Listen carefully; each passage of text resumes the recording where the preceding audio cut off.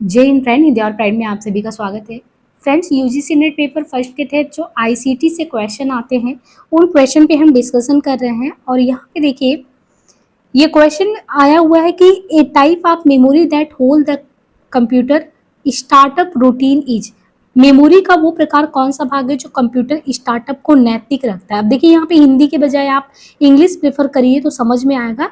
ये कह रहा है कि जब भी आपको कंप्यूटर जो होता है एक ऐसा आपको टाइप ऑफ मेमोरी बताना जो कंप्यूटर स्टार्टअप रूटीन को रखता है, मेंटेन उसको।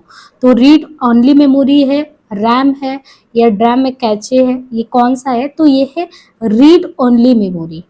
रीड ओनली मेमोरी क्या काम करता है? स्टार्टअप रूटीन इज, यानी क्या करता है? कंप्यूटर स्टार्टअप को नैतिक रखने का काम करता है। वो मेमोरी जो कंप्यूटर स्टार्टअप को नैतिक यानी स्टार्टअप रूटीन में रखने का काम करता है वो रीड ओनली मेमोरी है।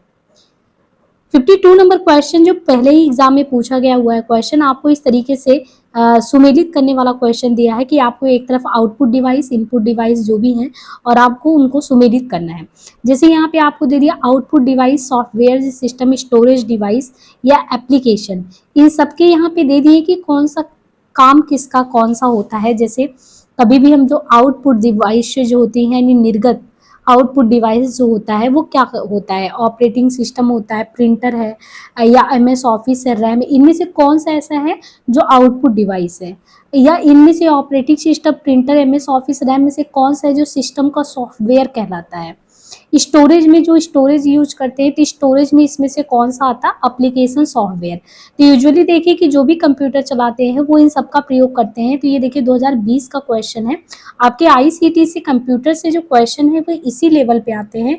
अब जैसे कि जो प्रिंटर हम यूज करते हैं, प्रिंटर, तो प्रिंटर जो होता है वो आउटपुट डिवाइस। एक चीज ध्यान रखिए, आपने एक चीज ध्यान दिया होगा इसमें कि आउटपुट इनपुट डिवाइस से बहुत ज्यादा क्वेश्चन आते हैं और उनमें आपको कोई डाउट ना हो, चाहे कहीं पे लिख के रख दें, किसी भी तरीके से आउटपुट इनपुट डिवाइस को पूरा क्लियर रखें। अब यहाँ पे देखिए आपसे पूछा जो प्रिंटर है वो आउटपुट डिवाइस। सिस्टम जो सॉफ्टवेयर है, तो सिस्टम सॉफ्टवेयर सिस्टम को संचालित करने का काम क्या करता है? Operating system, RAM। देखिए यहाँ पे ये RAM बोला है, ROM, ओनली मेमोरी नहीं बोला, रैंडम एक्सेस मेमोरी। रैम जो होता है, रैम एक प्रकार का क्या होता है? स्टोरेज डिवाइस होता है।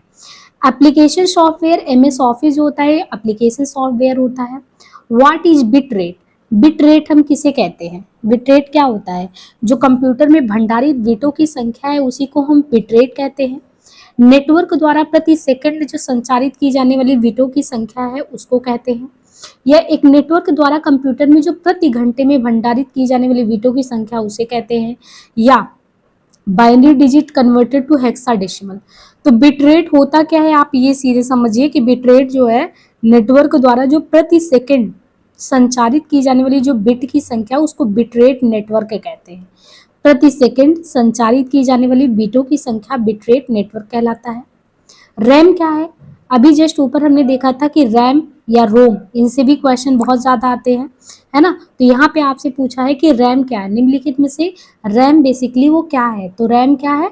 रैम को दिखाया गया कि रैम नहीं, रैम दिया है कि रैम निम्नलिखित में से किस पर होता है? रैम किस पे होता है? यूएसबी पे, हार्ड डिस्क पे, एक्सटेंशन बोर्ड पे, किस पे लगा होता है? तो रैम जो होता है जो सेंट्रल प्रोसेसिंग यूनिट है उसमें ये मदरबोर्ड पर स्थापित होता है। ये एक अस्थायी मेमोरी। तो रैम से आपको कितने क्वेश्चन हो गए? एक तो अभी हमने देखा कि रैम एक प्रकार का स्टोरेज डिवाइस है। वो कहाँ पे लगा होता है स्टोरेज डिवाइस? ये सीपीयू में मदरबोर्ड पर स्थापित होता है रैम, यानी जो सेंट्रल प्रोसेसिंग यूनिट जो होता है यानी कंप्यूटर का जो दिमाग जिसे कहते हैं उसमें मदरबोर्ड पर आधारित, मदरबोर्ड पे क्या होता है जो है स्थापित होता है रैम। और रैम एक कैसा मेमोरी है ये भी पूछा जाता है क्वेश्चन। तो ये जो है अस्थाई नहीं बल्कि अस्थाई मेमोरी है और इसके द्वारा किसी भी डेटा को आप पढ़ और लिख सकते हैं, पढ़ा और लिखा जा सकता है रैम के द्वारा। निम्नलिखित में से कौन सा कथन इसमें से सही है? अब देखिए यहाँ पे आपको फुल फॉर्म वाले क्वेश्चन है। NKN stand for new knowledge network, यानी न्यू नॉलेज नेटवर्क का संक्षिप्त रूप। NKN क्या है? NKN stand for new knowledge network. मूक आर ऑफलाइन कोर्सेज है। या national super computing mission, national super computing mission Bharat सरकार की एक पहल है। सीपीयू का क्लॉक रेट गीगाबाइट में मापा जाता है। शिवाय, परम शिवाय एक सुपर कंप्यूटर है। इनमें से आपको ये देखना है कि दिया है कि कौन सा सही है। अभी देखिए आपके सिलेबस में मूक वगैरह पहले से दिया है और आपको ऐसा मतलब क्वेश्चन ये सेट किया गया है कि आपको इनमें से 2-3 आता हो तो आप एलिमिनेट करके इसका आंसर दे सकते हैं। जैसे एनकेएन क्या है? नेशनल नॉलेज नेटवर्क का संक्षिप्त रूप है। यानी आप देखिए यहाँ पे जो आपका एब्रिविएशन वाला क्वेश्चन है वो आता है, संक्षिप्तकांक बहुत ज़्यादा आईसीटी में आता है, तो आपको फुल फॉर्म पता होना चाहिए। नेशनल नॉलेज नेटवर्क, मूक तो ऑनलाइन पाठ्यक्रम है, ये हमारे सिलेबस में ही है मूक। सीपीयू का क्लॉक रेट यानी सेंट्रल प्रोसेसिंग यूनिट का जो क्लॉक रेट है वो गीगा हर्ट्ज में मापा जाता है। National super computing mission, national super computing mission क्या है? ये भारत सरकार की एक पहल है, नेशनल सुपर कंप्यूटिंग मिशन। परम शिवाय क्या है? परम शिवाय एक कंप्यूटर है। जॉयस्टिक किस प्रकार की युक्ति है? अब यहाँ पे देखिए जॉयस्टिक के बारे में कि आउटपुट इनपुट डिवाइस है। पहले तो आपको ऑप्शन में दे दिया इनपुट है कि आउटपुट है। इनमें से देखिए कौन सा है, या मेमोरी होता है या प्रोसेसर होता है, जॉयस्टिक क्या चीज़ है? तो जॉयस्टिक एक इनपुट डिवाइस है। तो इनपुट आईसीटी में इनपुट और आउटपुट से बराबर क्वेश्चन आता है। तो कोई भी यंत्र जो अनुदेशों को, कोई ऐसा यंत्र जो अनुदेशों को कंप्यूटर प्रणाली में प्रेषित करने की क्षमता रखता हो, इनपुट डिवाइस कहलाता है। एग्जाम्पल के लिए लेके कीबोर्ड, एग्जाम्पल नहीं तो कीबोर्ड है, स्कैनर है, वेबकैम है, माउस है, जॉयस्टिक है, माइक्रोफोन है। तो इनपुट का मतलब समझ में आया? इनपुट डिवाइस क्या है? कोई भी ऐसा जो है यंत्र है जो अनुदेशों को कंप्यूटर प्रणाली में प्रेषित करने की क्षमता। इनपुट में आप देखिए कि इनपुट आपका जो है कीबोर्ड जो होता है, ये है ना जिसपे टाइप करते हैं, तो कीबोर्ड जो है वो आपका इनपुट होता है। स्कैनर जो आप मोबाइल से चीज़ों को स्कैन करते हैं, स्कैनर जो भी होता है, तो कीबोर्ड है, स्कैनर है, वेबकैम है, माउस, माउस भी आप चलाते रहते हैं, तो माउस, जॉयस्टिक और माइक्रोफोन। यहाँ पे देखिए माइक्रोफोन क्या है? माइक्रोफोन एक प्रकार से इनपुट डिवाइस है। तो ये इतने नाम ध्यान रखिए, कीबोर्ड है, स्कैनर है, वेबकैम, माउस है, जॉयस्टिक है, माइक्रोफोन है, ये सभी आते हैं आपके इनपुट में। अब आपको यहाँ पे सुमेलित करना है मैच 1 to 2, यानी web browser, operating system, secondary memory, application, software, और एक तरफ आपको सूची एक दूसरे से मिलान करना है। आपको ये पता होना चाहिए कि जैसे वेब ब्राउजर के ऑपरेटिंग सिस्टम कौन सा है। अब देखिए ऐसे ही मल्टीपल टाइप में क्वेश्चन पहले भी बनाया था कि आपको पता होना चाहिए कि इनपुट आउटपुट डिवाइस क्या है, एप्लीकेशन सॉफ्टवेयर क्या होता है, ऑपरेटिंग सिस्टम, बहुत ही बेसिक चीज़ें, और उनको आपको अगर आप पता होगा तो आप उनको सुमेलित कर पाएंगे। तो ये बेसिकली जो भी कंप्यूटर चलाते हैं तो इन सारी चीज़ों का इस्तेमाल करते ही हैं। तो जैसे वेब ब्राउजर है, वेब ब्राउजर क्या है? जब भी आप सर्च करने के लिए भी कोई भी चीज़ इस्तेमाल करते हैं, क्रोम का यूज करते हैं, तो एक तरीके से वेब ब्राउजर के रूप में क्रोम हो गया। ऑपरेटिंग सिस्टम, तो वहाँ पे हमने जैसे देखा था विंडोज, माइक्रोसॉफ्ट विंडोज वगैरह देखते हैं, तो यहाँ पे operating system, disk operating system, DOS जो था, डॉस जिसे हम कहते हैं, तो डॉस एक प्रकार का क्या होता है? जब भी आपने देखा कंप्यूटर वगैरह खुल के आता है तो डॉस इस तरीके से आता है, डिस्क ऑपरेटिंग सिस्टम। और सेकेंडरी मेमोरी, प्राइमरी मेमोरी और सेकेंडरी मेमोरी होता है।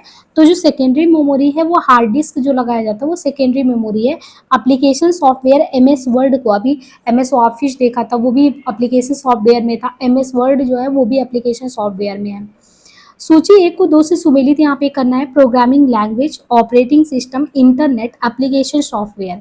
अब यहाँ पे देखिए आपको फिर से पहचाना कि प्रोग्रामिंग लैंग्वेज कौन सा है, ऑपरेटिंग सिस्टम कौन सा है, इंटरनेट कौन सा, एप्लीकेशन सॉफ्टवेयर कौन सा है। तो इनको सूची 2 से मिलाएंगे तो यहाँ पे आपको पहचाना है कि wide area network, MS power point क्या है ना, विंडोज एक्सपी क्या है, C++ क्या है, इनमें से कौन सा क्या चीज़ है। तो कभी भी सुना होगा कि कंप्यूटर में काफ़ी लैंग्वेज लोग सीखते हैं, जावा है, C++ है, इस तरीके से। तो प्रोग्रामिंग लैंग्वेज के रूप में कौन सा आता है? C++। C++ को जो प्रोग्रामिंग लैंग्वेज कहते हैं। ऑपरेटिंग सिस्टम में विंडोज एक्सपी, विंडोज एक्सपी जो है ये क्या है? ऑपरेटिंग सिस्टम है। Internet, wide area network, internet क्या है? Wide area network. और एप्लीकेशन सॉफ्टवेयर में अभी हमने देखा था एक्सेल देखा ना, तभी एमएस वर्ड भी देखा, तो एमएस पॉइंट जो है, एमएस पावर पॉइंट, ये भी एक तरीके से एप्लीकेशन सॉफ्टवेयर है। बाकी इंटरनेट, ऑपरेटिंग सिस्टम तो एक्सपी हो गया, प्रोग्रामिंग लैंग्वेज C++ हो गया। नीचे 2 कथन दिए गए हैं। एक देखिए प्राइमरी मेमोरी का एग्जाम्पल क्या है? एक प्राइमरी होता है, सेकेंडरी होता है। तो प्राइमरी का है रैम, रैम यानी random access memory, primary memory का एग्जाम्पल है। और सेकेंडरी मेमोरी का एग्जाम्पल क्या है? Pen drive. अभी देखिए हमने देखा था ना कि सेकेंडरी मेमोरी का एग्जांपल देखा था हार्ड डिस्क। जब भी आप जो आपके मोबाइल वगैरह में ऑलरेडी स्टोरेज है वो तो है, लेकिन एक्स्ट्रा हम स्टोरेज के लिए कुछ भी लगाते हैं सेकेंडरी मेमोरी के तौर पे, तो पेन ड्राइव यूज करते हैं। कोई भी जब हमारे मोबाइल वगैरह में या कोई भी चीज़ें हैं, कम स्टोरेज है और ज़्यादा चीज़ें हमें रखनी है, तो हम सेकेंडरी मेमोरी का यूज करते हैं पेन ड्राइव वगैरह का। बाकी रैम क्या है, रैम तो जो है रैंडम एक्सेस मेमोरी, ये जो है आपका प्राइमरी मेमोरी है। तो प्राइमरी हो गया, सेकेंडरी जो है पेन ड्राइव हो गया। अब इसमें से ये पूछा ना कि कथन 1 और 2 क्या ये दोनों ही सही है कि गलत है, तो दोनों ही सही है इसमें। देखिए प्राइमरी मेमोरी में यहीं पे समझ लीजिए कि प्राइमरी मेमोरी में आता क्या है।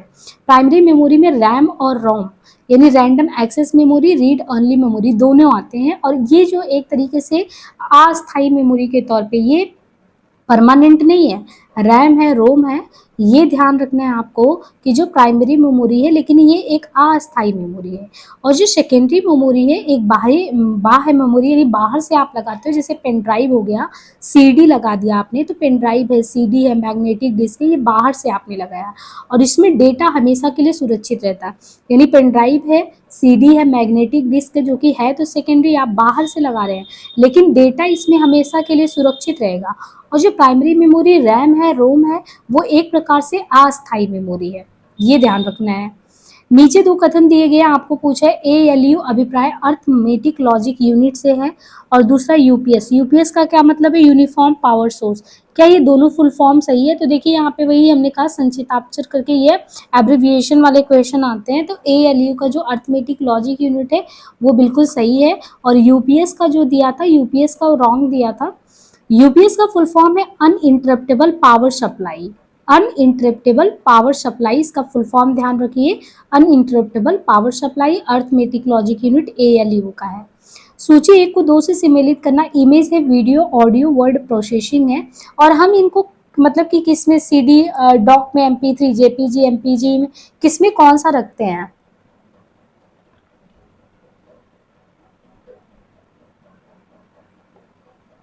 यहाँ पे हमें ये ध्यान रखना है कि कौन सा किस में करके रखते हैं। तो देखिए जो ये जो इमेज है, जब आप फोटो वगैरह सेव करते हैं तो आपने ध्यान दिया होगा कि फोटो वगैरह आप JPEG में सेव करते हैं, ये क्वेश्चन आता है। बिल्कुल ध्यान दीजिए कि जो हम इमेज को सेव करते हैं वो JPEG फॉर्म में सेव करते हैं, और जो वीडियो होता है वो वीडियो को हम MPEG, तो JPEG करके है आपका, ये फोटो सेव करने के लिए। MP जो है ये वीडियो MPEG हो गया, और ऑडियो जो है ऑडियो को MP3 में, ऑडियो जो है MP3 में, और वर्ड प्रोसेसिंग, ये वर्ड प्रोसेसिंग जो होता है ये DOC डॉक में है ना। तो इमेज को JPEG MPEG हो गया, वीडियो का MP3, ऑडियो को वर्ड प्रोसेसिंग डॉक। देखिए यहाँ पे फिर से फुल फॉर्म पूछा है GUI का फुल फॉर्म क्या है, graphical user interaction, gaming user interface, graphical user interface, graphical user interaction. अब ये 2020 में क्वेश्चन आया, अगर आपको फुल फॉर्म पता है कि ग्राफिकल यानी ग्राफिकल यूजर इंटरफेस इसका फुल फॉर्म है, तब तो ये क्वेश्चन डायरेक्ट सही हो जाएगा। GUI का फुल फॉर्म है ग्राफिकल यूजर इंटरफेस। नीचे 2 कथन दिए गए हैं, पहला दिया ऑपरेटिंग सिस्टम हार्डवेयर है, दूसरा है एल्गोरिदम विधि किसी समस्या के समाधान की चरण दर पद्धति है। ऑपरेटिंग सिस्टम और हार्डवेयर, दूसरा दिया है एल्गोरिदम विधि किसी समस्या के समाधान की चरण दर पद्धति है।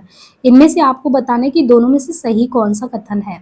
तो देखिए जो ऑपरेटिंग सिस्टम है, ऑपरेटिंग सिस्टम एक सिस्टम सॉफ्टवेयर है, ये जो पहला है अतः कथन असत्य है, यानी अतः कथन जो पहला है वो गलत है। ऑपरेटिंग सिस्टम एक सिस्टम सॉफ्टवेयर है, ये सही, यानी ऑपरेटिंग सिस्टम एक सिस्टम सॉफ्टवेयर है, अतः कथन एक असत्य है। और एल्गोरिदम विधि किसी समस्या के समाधान की चरणबद्ध पद्धति है, ये सही है। What is the full form of the abbreviation GIF। आपने GIF इस तरीके से भी बहुत बार देखा होगा, लेकिन ये नहीं पता होगा कि ये GIF का फुल फॉर्म क्या होता है। तो यहाँ पे पूछा है आपसे कि GIF का फुल फॉर्म क्या होता है, ग्राफिक्स इंटरचेंज फॉर्मेट, या ग्राफिक्स इंटरचेंज फाइल, या ग्लोबल इंटरचेंज फॉर्मेट, या ग्राफिक्स इनपुट फॉर्मेट, इनमें से क्या होता है। अब यहाँ पे ध्यान दीजिए, जो GIF होता है, GIF का फुल फॉर्म है ग्राफिक्स इंटरचेंज फॉर्मेट। परिवर्णी शब्द GIF का फुल फॉर्म क्या है? ग्राफिक्स इंटरचेंज फॉर्मेट इसको कहते हैं। परिवर्धी शब्द GIF इसका फुल फॉर्म है ये। निम्नलिखित में से निम्न में से उच्चतम यानी जो है लोएस्ट टू हाईएस्ट आपको देखना है कि कंप्यूटर मेमोरी की सही सूची बतानी है। कहाँ से कहाँ तक बताना है? Lowest to highest speed. Lowest speed किसकी होती है? हाईएस्ट स्पीड इनमें से किसकी होती है? वो क्रम से बताना है। देखिए यहाँ पे दिया है जो सेकेंडरी स्टोरेज में हमने देखा कि कौन सी चीज़ों को हम सेकेंडरी स्टोरेज के तौर पे यूज करते हैं। फिर मेन मेमोरी, फिर कैचे मेमोरी, यानी जो द्वितीयक भंडार है लोएस्ट में, फिर मेन मेमोरी है, फिर कैचे मेमोरी है। यानी कंप्यूटर मेमोरी में अगर हम कहें कि लोएस्ट जो स्पीड देने वाला वो सेकेंडरी है स्टोरेज है, इसके बाद मेन मेमोरी, फिर कैचे आता है। यानी हाईएस्ट पे तो कैचे मेमोरी हो गया, कैचे मेमोरी हाईएस्ट हो गया, इसके बाद मेन मेमोरी है, इसके बाद सेकेंड जो है सेकेंडरी आपका स्टोरेज होता है। निम्नलिखित में से कौन सा सिस्टम सॉफ्टवेयर नहीं है? इनमें से कौन सा सिस्टम सॉफ्टवेयर नहीं है? Compiler, operating system, application software, editor. तो इनमें से कौन सा सिस्टम का सॉफ्टवेयर नहीं है? Compiler, operating system, application software, editor. System कोई नहीं, ऑलरेडी कौन सा सिस्टम का सॉफ्टवेयर नहीं है? तो ये है एप्लीकेशन सॉफ्टवेयर को हम बाहर से वो करते हैं। सिस्टम के सॉफ्टवेयर में कंपाइलर होता है, ऑपरेटिंग सिस्टम होता है, एडिटर होता है। देखिए सिस्टम सॉफ्टवेयर क्या होता है? सिस्टम सॉफ्टवेयर ऐसे प्रोग्रामों को कहा जाता है जिनका काम सिस्टम अर्थात कंप्यूटर को चलाना तथा उनका अनुरक्षण करना है। जैसे ऑपरेटिंग सिस्टम कंप्यूटर को ऑपरेट करता है, कंपाइलर है, एडिटर है, ये सब। तो जो भी कंप्यूटर का एक तरीके से कंप्यूटर को चलाने का काम करता है वो जो है सिस्टम सॉफ्टवेयर के तहत आता है, और ऑपरेटिंग सिस्टम वही उसी का पार्ट है, कंपाइलर है, एडिटर है, ये सभी उसके तहत आते हैं। एप्लीकेशन सॉफ्टवेयर क्या होता है? तो एप्लीकेशन सॉफ्टवेयर एक विशिष्ट काम करता है। आवश्यकता के अनुसार अलग अलग उपयोग के लिए हम अलग अलग सॉफ्टवेयर मतलब यूज करते हैं। जैसे वर्ड प्रोसेसर, स्प्रेडशीट, जिनका भी हमें काम है, जिस चीज़ के लिए काम है, उनमें हम अलग अलग चीज़ों का इस्तेमाल करते हैं। मेमोरी का एक प्रकार है जो कंप्यूटर स्टार्टअप रूटीन को संभालता है। देखिए ये पहले भी क्वेश्चन आया, देखिए क्वेश्चन रिपीट होता है। ये आपने देखा ना, स्टार्टअप रूटीन वाला पहले भी क्वेश्चन आया था, वहां पे नैतिक लिख के आया था। तो यहाँ पे देखिए इससे एक ही क्वेश्चन आपका रिपीट होता है। तो स्टार्टअप रूटीन कौन रखता है? रैम है, रोम है, वैन है, कैचे है। तो read only memory, read only memory जो कि है तो प्राइमरी मेमोरी, हमने प्राइमरी और सेकेंडरी मेमोरी देखा। तो रीड ओनली मेमोरी जो है वो स्टोरेज में प्राइमरी मेमोरी में आता है। हालांकि ये सब अस्थायी है, स्थायी नहीं है।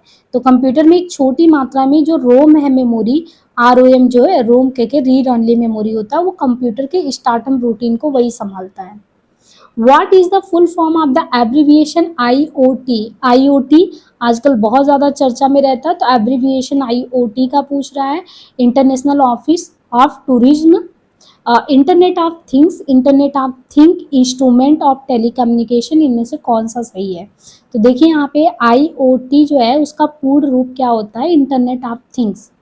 IoT का पूर्ण रूप है इंटरनेट ऑफ थिंग्स, जो इंटरनेट पर अन्य उपकरणों और प्रणालियों के साथ डेटा को जोड़ने और आदान प्रदान करने के उद्देश्य से सेंसर, सॉफ्टवेयर और अन्य तकनीकों के साथ एम्बेडेड होता है। तो एक तो आपको full form internet of things ध्यान रखना है, और क्या काम करता है? डेटा को जोड़ना, आदान प्रदान करना, है ना, सिस्टम, सेंसर और अन्य तकनीकों को एक साथ एम्बेडेड करना।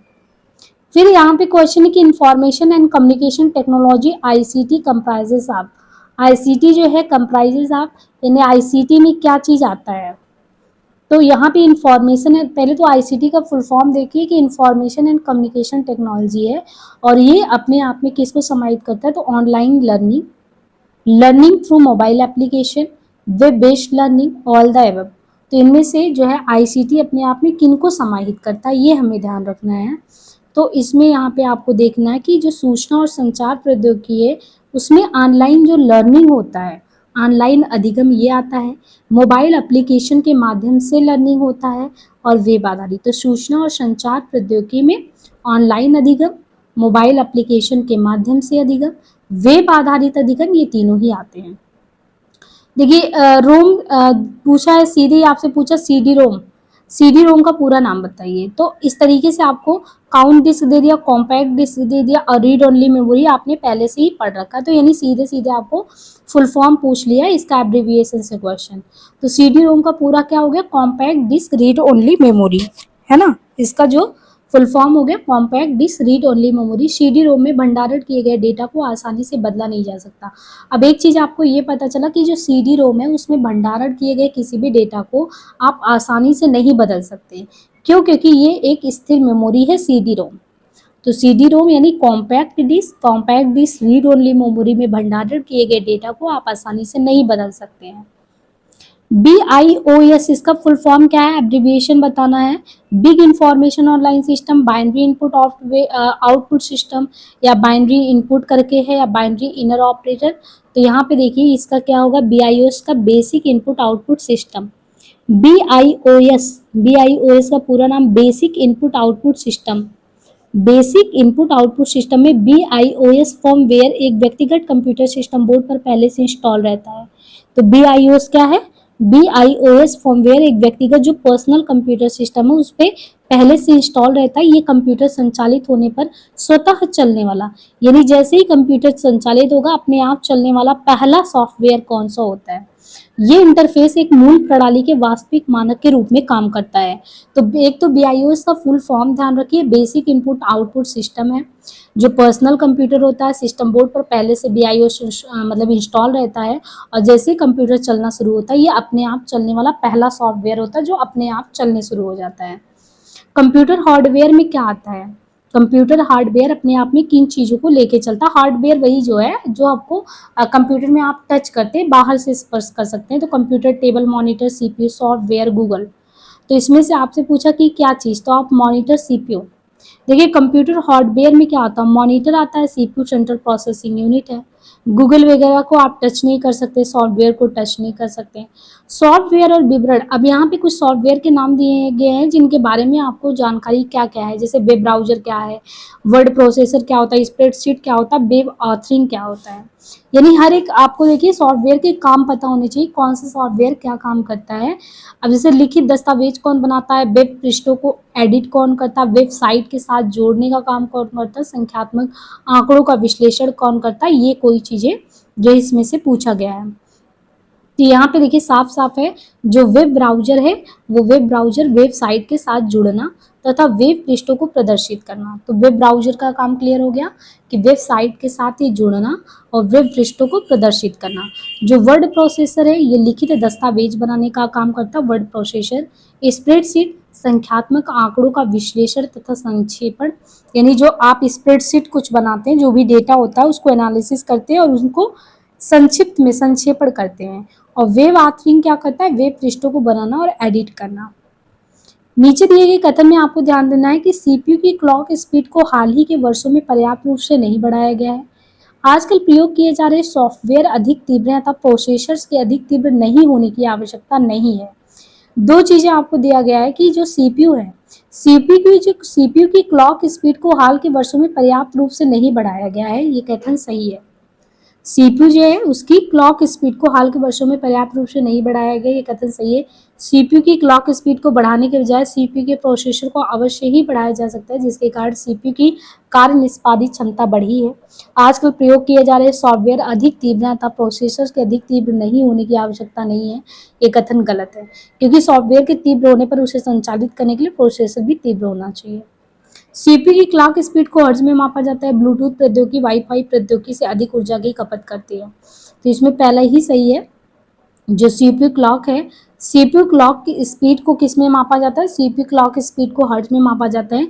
जिस आवृत्ति से किसी कंप्यूटर और प्रोसेसर कंप्यूटर के दिए गए निर्देश को निष्पादित करते हैं उसे कंप्यूटर को क्लॉक स्पीड कहते हैं। तो एक चीज हो गया CPU की क्लॉक स्पीड, इसको किस में मापते हैं? क्लॉक स्पीड को हर्ट्ज में मापते हैं। और जिस आवृत्ति से किसी कंप्यूटर को प्रोसेसर कंप्यूटर को दिए गए निष्पादित करते हैं उसे क्लॉक स्पीड कहते हैं। है ना। हर कंप्यूटर में एक आंतरिक घड़ी होती है जो क्या करती है? कंप्यूटर द्वारा निष्पादित किए जा रहे निर्देशों की दर को नियंत्रित करती है और विभिन्न कंप्यूटर घटकों को सिंक्रोनाइज करती है। इसे कंप्यूटर प्रोसेसर की स्पीड का सूचक माना जाता है। इसे क्लॉक साइकिल प्रति सेकंड या उसके समकक्ष इकाई में मापा जाता है। SI यूनिट हर्ट्ज होता है। ब्लूटूथ प्रौद्योगिकी वाईफाई प्रौद्योगिकी से अधिक ऊर्जा की खपत करता है, ये गलत है। ब्लूटूथ प्रौद्योगिकी वाईफाई से ज़्यादा ऊर्जा की खपत करता है, ये गलत है, क्योंकि ये दोनों ही तकनीकी वायरलेस टेक्नोलॉजी मानक पर बेस्ड होती है। चाहे ब्लूटूथ हो या वाईफाई, दोनों ही जो है कौन सी टेक्नोलॉजी पे, वायरलेस टेक्नोलॉजी पे चलते हैं। और जो ब्लूटूथ वाईफाई के रेडियो रेंज है वो है 2.4 गीगाहर्ट्ज़, जबकि जो वाईफाई है उसका 2.4 गीगाहर्ट्ज़ से लेके 5 तक ही इनके बीच होता है। तो कुल हमने यहाँ पे 25 क्वेश्चन इस टॉपिक से रिलेट किए, बाकी हम नेक्स्ट पार्ट में करेंगे, मतलब कि क्वेश्चन करेंगे। और अगर आपको करना है और जल्दी ही, तो सारे, मतलब आपने देखा कि यूजीसी नेट पेपर फर्स्ट से रिलेटेड हमने प्रीवियस के जो है क्वेश्चन का प्लेलिस्ट बनाया हुआ है, आईसीटी हायर एजुकेशन सबका प्रीवियस वो पहले ही करा दिया था, तो वहाँ से आप देख सकते हैं। अदरवाइज जो क्लासेस चल रही हैं उनको कंटिन्यू देखते रहिए। आज के लिए इतना ही, धन्यवाद।